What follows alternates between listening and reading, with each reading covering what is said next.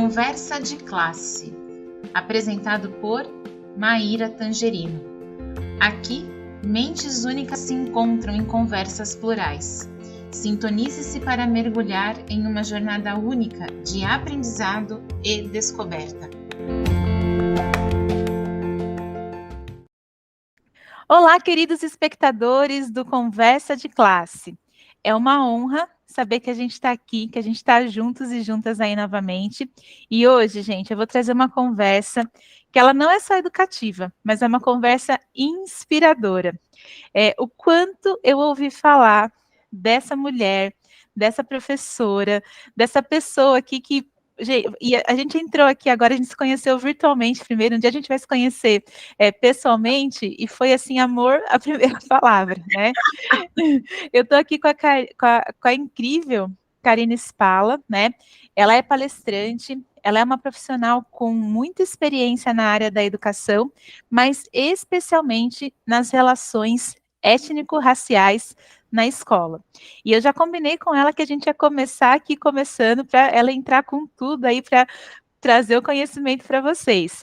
Então, Karina, eu sei, né, e estou contando aqui para o pessoal do Conversas de Classe, que você se dedique intensamente ao trabalho com letramento racial e as práticas antirracistas na educação.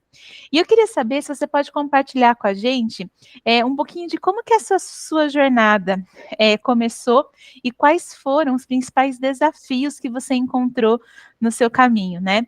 Professora Karine Spala, é uma honra, uma alegria imensa recebê-la aqui. Bem-vinda ao Conversa de Classe. Ai, gente, que apresentação chique! Eu tô emocionada, que coisa mais bonita, né? Poxa, muito massa estar aqui, tô feliz a beça para estar. Essa entrevista, ela demorou para sair, gente, um desencontro, encontro, desencontro, mas uma hora ia sair, eu tinha certeza disso. Primeiro, obrigada pelo convite, por essa apresentação. Eu já, por mim, encerrava aqui, gente, muito obrigada, valeu. Maravilhosa, muito obrigada. Eu também estava esperando por esse momento de compartilhar com vocês de onde eu comecei e o porquê que eu comecei. Mas antes de tudo, vou falar um pouquinho de quem eu sou. Eu sou Dona Karine Spala da Silva Chagas, tenho aí uns 14, 15 anos de trajetória na educação. Comecei muito novinha, aos 18 anos eu já trabalhava como auxiliar, comecei como auxiliar de professora. Atualmente trabalho com formação na educação infantil e com esse olhar todo carinhoso para as relações étnico-raciais. Você sabe que eu tenho uma coisa assim de chamar isso de tema, que eu acho isso muito complicado, chamar de tema, né?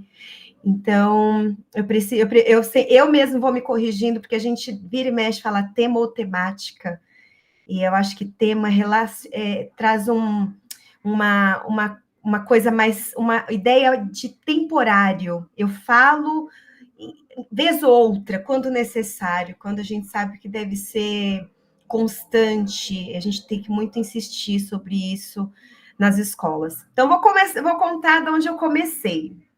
Bom, além de ser formadora, professora, né? Eu tenho uma criança, uma filha linda, que eu xeroquei, que se chama Helena Spala Simone. Muito que bem, um dia ela entrou no carro, ela tinha mais ou menos 3 anos, ela entrou no carro e ela simplesmente verbalizou para mim: mãe, minha professora não é marrom. Eu falei: ué, mas tem algum problema a sua professora não ser marrom? Ela falou: tem. Eu, né, esquecendo da potência das crianças, perguntei de novo: não, você está me falando que a sua professora não é marrom e que isso é um problema para você? E ela falou: sim, isso é um problema para mim. E eu tentando ali entender o que estava passando pela cabeça dela, falei: mas não tem mais nenhum amigo preto na sua escola? Ela falou: tem, mais 2 crianças, e ela nomeou essas crianças. Isso foi uma ficha caindo na minha cabeça enorme, Má. Sabe por quê?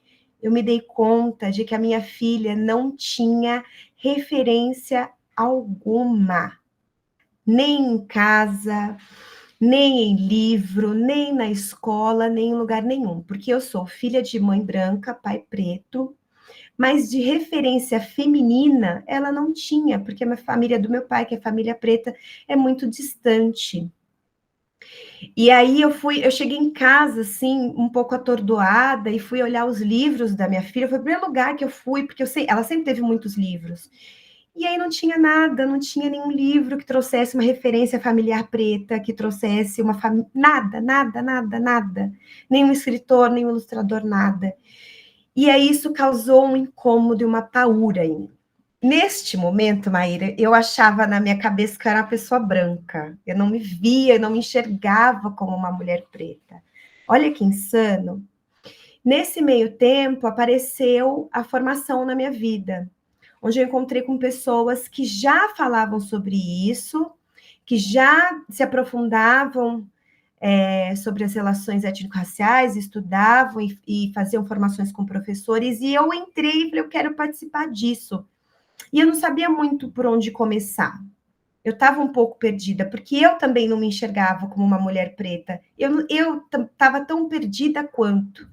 E aí eu comecei com a leitura de 3 livros que eles já me estapearam assim de cara. Eu lembro que eu li em 2 meses assim esses 3 livros, e era ler, me enxergar. Foi um processo muito dolorido, ler, me enxergar, me identificar e entender tudo o que tinha acontecido na minha infância, na minha adolescência, e as razões disso tudo. Então, foi um processo muito dolorido. A gente, às vezes, na escola, Maíra, escuta, a família não se auto-identifica. É porque no momento em que você se auto-identifica, vem uma carga junto.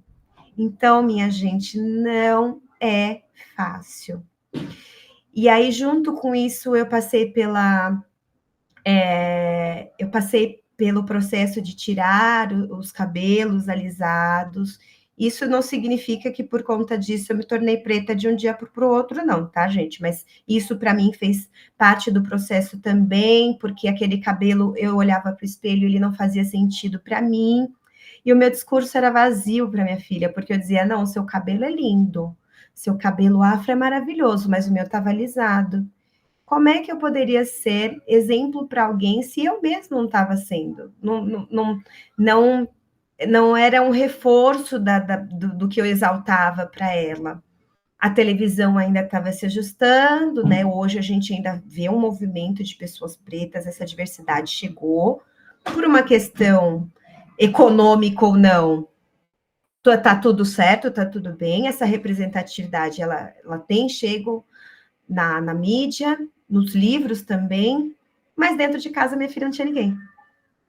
Tanto que quando eu fui cortar a primeira vez, ela falou assim: você não vai ficar bonita. Só eu fico bonita com esse cabelo. Mas no momento que ela me viu, ela gritou e falou: agora você tá que nem eu. Ela falou desse jeitinho. E aí eu quis chorar, mas segurei a onda ali naquele momento. E desde então, isso foi muito importante para minha filha. Mas, porém, contudo, todavia, ao mesmo tempo eu percebia que na escola, Maíra, a minha filha estava vivendo as mesmas coisas que eu vivi há 30 e poucos anos atrás. 35, 36 anos atrás. E aí tudo que eu pensava era o que eu posso fazer? O que eu, Karina, aqui, que estou nesse processo também, por onde eu começo, para onde eu vou com isso tudo? E aí tinha já esse grupo de formação que trabalhava as relações étnico-raciais, a diversidade, e eu entro para agregar junto com eles ali, para falar da educação infantil, porque tem uma lei que torna obrigatória o ensino da cultura afro-indígena, mas para a educação básica, esse início na educação infantil, ele fica meio solto, como se ele fosse facultativo. Mas as feridas, elas começam, inclusive, na educação infantil, com o não toque, com o cabelo que aí eu não sei como é que mexe, com a agressão, com as microagressões que elas são disfarçadas, ou até mesmo com agressão física, que ela é perdoada, ela, ai, não, deixa para lá, finge que não escutou. Agressão verbal também. Então, essas coisas vão ferindo a criança ao longo da educação infantil. Quando chega no ensino fundamental, minha gente, a autoestima já está de um jeito que aí é a criança que alisa o cabelo, que fala que é loura quando não é, porque ela vem de um processo de invisibilidade desde a educação infantil. Há quem diga que isso não acontece. Acontece, gente, acontece. E muito, muito mais do que a gente imagina. E o jeito da gente começar a consertar isso é aceitar de que acontece e não varrer mais para debaixo do tapete. É olhar para isso, assumir esses erros e começar a pensar em estratégias para evitar que daqui adiante a gente não continue cometendo os mesmos erros do passado, dos meus 30 e poucos anos atrás. E aí, nisso, eu já esqueci até a pergunta que você me fez. Eu, eu acho que era essa a resposta mesmo, né? Você dizer um pouquinho, né? Onde que você começou com essa jornada. E, Karina, eu queria comentar, né? Que resposta preciosa que você deu, né? Eu sempre falo aqui que o nosso grande objetivo é a gente mostrar pessoas reais como você que estão fazendo diferença na vida de outras pessoas, né? E eu acho que esse depoimento que você acabou de dar vai ajudar a outras pessoas terem insights, né? De como também a jornada delas pode ter começado aí nesse sentido e elas entenderem o que despertou, né? Eu até comentava, eu faço parte de um grupo também de educação antirracista, né? Lá do Conectando Saberes e da Nova Escola. Eu tenho duas coisas que me impactaram muito, né? Eu lembro, eu trabalhei muito tempo na educação infantil e eu me lembro de uma mãe, quando ela chegou reclamando que o filho dela era sempre o último a ser trocado. E a justificativa que ela ouviu de uma professora, e que não foi por maldade, né, gente? A professora não falou isso por mal, porque como você falou, ainda são tempos que a gente está atingindo essa consciência ainda não é para todo mundo. Aí a professora diz assim: a pele do seu filho é preta, então assa mais tarde, né? O que é uma grande mentira, né? E anos depois, Karina, eu trabalhei na Fundação Casa, né? Aqui no estado de São Paulo, eu fui coordenadora da Fundação Casa. E eu me lembro, né, de uma situação em que uma pessoa fazendo uma entrada de um menino na fundação falava assim: qual que é a sua cor de pele? Eu sou preto. E o menino era branco, né? Tão branco quanto eu. E ele insistindo com ele: como você se autodeclara? Eu me autodeclaro preto. E colocava o espelho para ele: eu sou preto.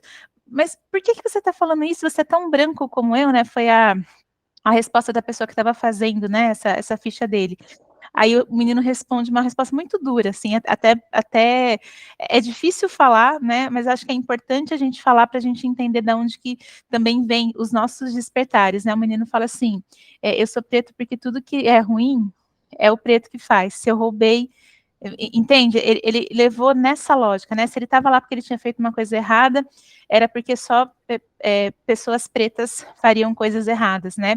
E eu acho importante a gente trazer isso para a pauta e trazer isso para o programa, porque acho que são esses despertares, né, que vai trazendo aí para a gente a consciência da importância, né, da educação antirracista, acho que em primeiro lugar, e da importância da gente entender, né, como você falou, isso não é um tema separado para ser trabalhado em novembro, né? Isso não é um tema separado quando você, sei lá, entra no módulo de história que vai falar sobre a história da África, né? Isso é vida, gente, é cotidiano, né? A gente olhar para como a gente estabelece essas relações aí no dia a dia, né? E eu trouxe tudo isso que eu queria até te perguntar uma coisa, né? Você fez esse depoimento incrível para a gente. Eu queria saber como que essa vivência, né, que você traz aí do seu núcleo familiar para a sua vida, como que ela molda as abordagens e as estratégias que você leva para o ambiente educacional. Na verdade, o meu processo todo de pesquisa e de compreender os efeitos do racismo nas crianças começou depois desse meu entendimento de Karina, mulher preta. Porque na minha família eu também tenho problemas com autoidentificação. Tanto que a gente sabe que 56% da população brasileira é preta.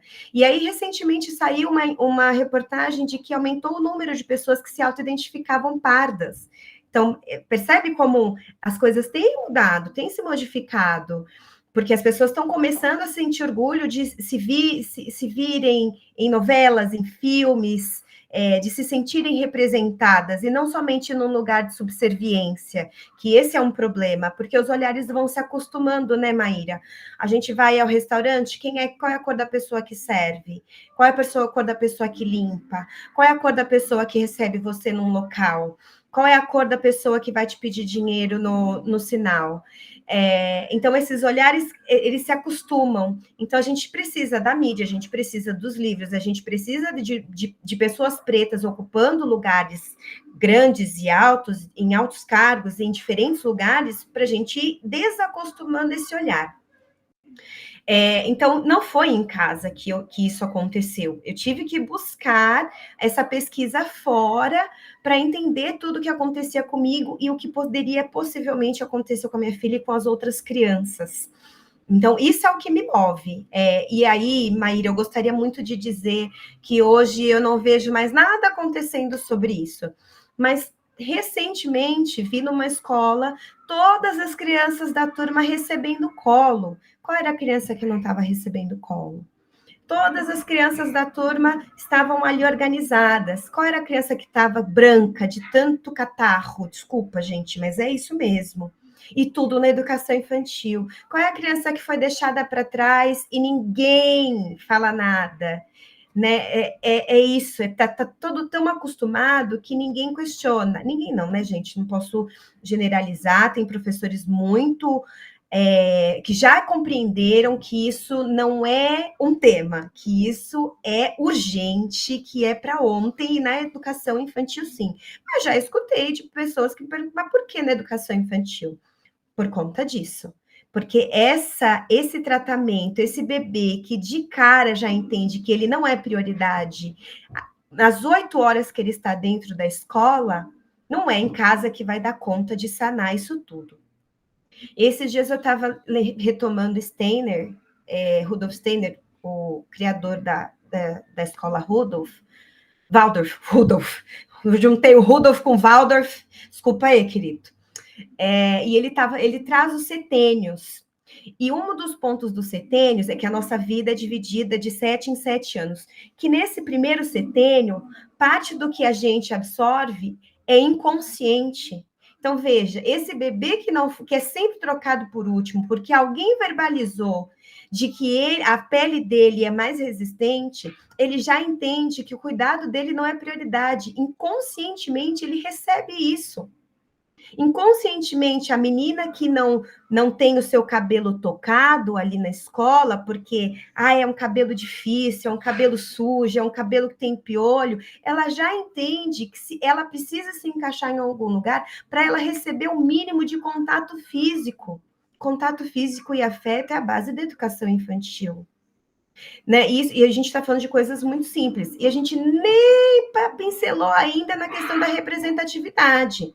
Né, que a gente fala trabalhar educação antirracista, educação antirracial na educação infantil, ela não é complicada, mas precisa do fator humano e de boa vontade, de olhar para si e falar, olha, eu acho que eu não sei o suficiente, eu vou precisar olhar para isso, eu vou precisar pesquisar um pouquinho mais, eu vou precisar trazer as referências, mas precisa de assumir a responsabilidade com o papel de ser antirracista, que é um movimento contrário, de dizer, não, eu não compactuo com isso que acontece, não aceito esse tipo de tratamento com essa criança. É esse o movimento antirracista.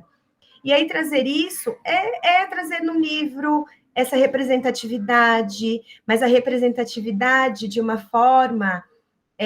e a gente precisa ter cuidado com essa curadoria de uma forma onde essas crianças se sintam representadas em diferentes lugares, esferas da sociedade, que elas possam ser médicas, donas dos lugares, que elas possam ocupar todos esses lugares, para desacostumar esse olhar. Eu lembro que um dos primeiros livros que eu trouxe para minha filha, a autora era preta e o ilustrador também era. E eu nesse iniciozinho ainda de entender a responsabilidade que eu tinha de ser representatividade para ela. Quando eu abri o livro, eu não precisei dizer, Maíra. Ela olhou e disse: o autor é preto, a autora é preta, e o ilustrador também é. Olha isso! Inconscientemente, eu tenho certeza que na cabeça dela eu posso ser escritora. Eu posso ser ilustradora. São essas coisas que a gente precisa trazer. E as bonecas, né, minha gente? O que as crianças fazem ali? Essa representação, o cuidado, é esse corpo que precisa ser cuidado. E aí, de novo, né, Maíra? Estive recentemente numa turma de 2 anos, onde uma menina não se negou a brincar com a boneca preta. E que era, esteticamente, assim, o formato era parecida com as outras. Ela deixou de brincar porque ela não queria brincar com a boneca preta. Depois, em outros momentos, eu fui trazendo isso de volta. Precisa de uma observação, percebe? Precisa estar atento de que, olha, a criança não está brincando com a boneca preta. Tem até um teste antigo, né, estadunidense, que eles fizeram um teste com as bonecas brancas e com as bonecas pretas. Essa boneca que precisa estar bem cuidada, que precisa estar vestida, que precisa ter no volume suficiente para que a gente entenda que não é uma tentativa de colocar a cultura africana acima de. Não é sobre isso, é de reconhecer a importância dos povos africanos e equalizar as coisas, gente, equalizar. Porque quando a gente chega na vida adulta, é perceber que os nossos espaços somos ainda uma minoria. Como pode, num país onde nós somos 56% e mais por conta da subnotificação, nós ocuparmos uma porcentagem muito pequena em cargos muito altos? Quanto mais alto, menos eu vejo. Acho que eu te respondi, porque eu vou divagando. Totalmente, né? E acho até que você traz uma mensagem que a gente... você, na verdade, é a terceira entrevista que a gente fala, né? Sobre a perspectiva da educação antirracista e também sobre o fortalecimento aí de como que a gente pensa melhor, né? As estratégias para a gente trazer uma educação étnico-racial para dentro da escola. E claro que cada entrevistado, né, traz aí o seu nicho, né? Você está trazendo bastante o nicho da educação infantil, que é extremamente importante, né? E em todas as entrevistas, uma coisa que a gente tem sempre reforçado, né? A gente sabe que existe, ok, né? A gente vê acontecendo, só que para a gente conseguir dar esse passo para frente, a gente precisa fazer algumas coisas, a gente precisa tomar algumas ações, né? Para que ou não se repita, né? Ou que a gente consiga sensibilizar as pessoas para entender do que a gente está falando, e principalmente, né, Karina, a gente está dizendo aqui, né, de uma história que ela foi escrita numa perspectiva enviesada, né, e a gente não está dizendo que, olha, se foi certo, foi errado, quem escreveu enviesado, a gente só está dizendo que é enviesado, gente, né, e quando é enviesado, a gente precisa parar e pensar assim, peraí, né? Eu até brinco na formação, né? Que quando você, por exemplo, conhece 2 pessoas que se desentenderam, as 2 versões de cada história, elas são as versões de cada uma das pessoas, né? E, portanto, se você ouvir as 2, né, tentando se esquivar do crivo do julgamento, ora você vai tender para uma, ora você vai tender para outra, né? Mas o mais importante é a gente tomar consciência de que existe um viés nisso, né? E até falo, né? Eu sou professora de história também, né? O grande problema, gente, desse viés é que é um viés que impacta em milhões de pessoas, na vida de milhões de pessoas, no salário que essas pessoas recebem, na oportunidade que essas pessoas têm de chegar, né, como você brilhantemente mencionou, em cargos de liderança. Então, a gente não está falando de um viés que, é só um viés, né? Não é isso. A gente precisa reconhecer que esse viés ele tem impactos, e impactos que são aí bastante dolorosos para uma parcela das pessoas, né? Então, essa também é a ideia da gente trazer esse tema à tona, né? E até queria saber um pouquinho de você, né? Você contou muito do seu trabalho como formadora, você acompanha as escolas e você também faz um trabalho de fortalecimento, né, das práticas antirracistas. Tem alguma iniciativa ou alguma estratégia que você queira compartilhar aqui com o pessoal do Conversa de Classe que você considera uma eficaz para promover essa educação mais equânime e mais inclusiva?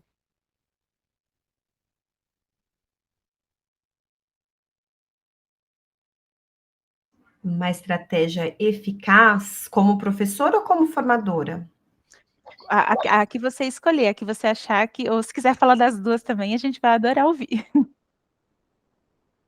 Como formadora, eu acho que eu consegui alguma mudança mais significativa quando eu falei sobre os efeitos disso na vida das crianças. E quando a gente mostra isso fisicamente acontecendo, quando você está numa sala com quase 60 pessoas e tem 2 pessoas pretas ali naquele lugar, e uma outra, né, que é parda, mas se não se auto-identifica, eu deixo de falar de dados e aí eu mostro que de fato é o que acontece. E aí eu senti um pouco mais essas pessoas se sentirem mais sensibilizadas e entenderem que elas precisam participar disso, de sair do achismo de que só pessoa preta fala. A gente vai para frente porque a gente que sente na pele. A gente sentiu e a gente continua sentindo na pele, né? É um pouco pesado isso, mas é verdade. Dessa limpeza, dessa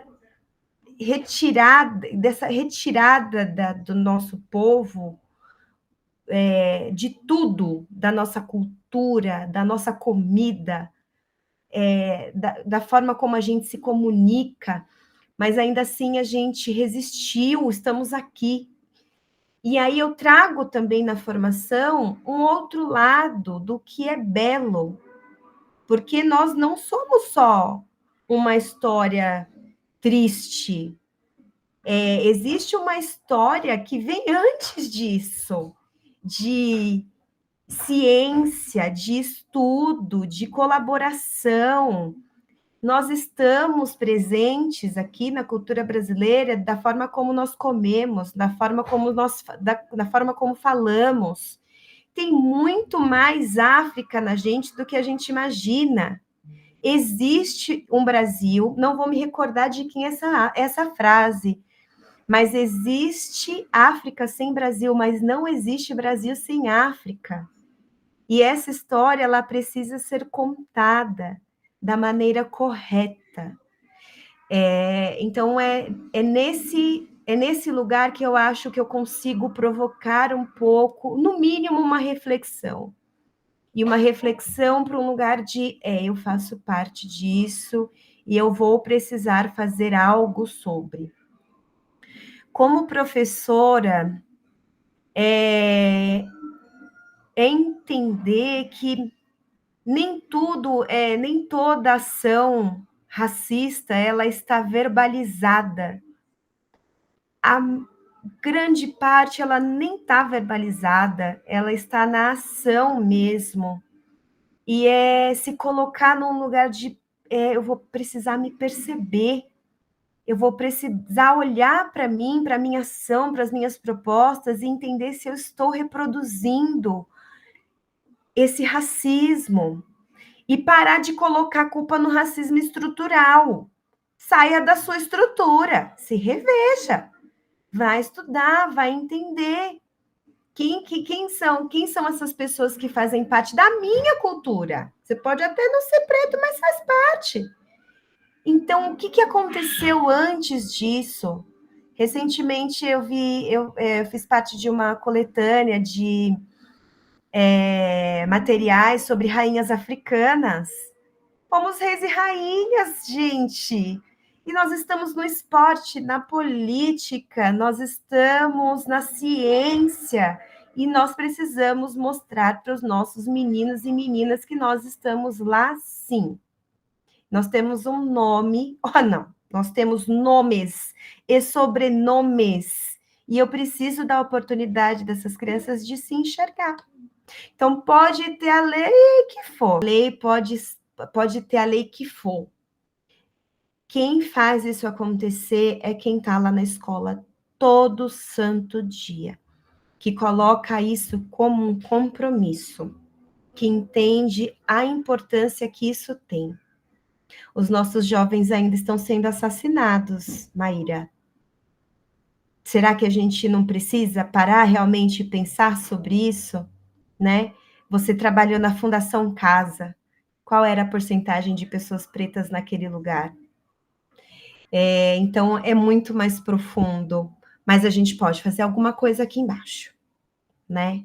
A gente pode muito trabalhar a autoestima dessas crianças a partir dessa outra história contada, para que eles tenham a possibilidade de crescer com uma autoestima firme, boa. Porque, gente, eu sempre brinco, sem autoestima a gente nem levanta da cama, nem escova os dentes.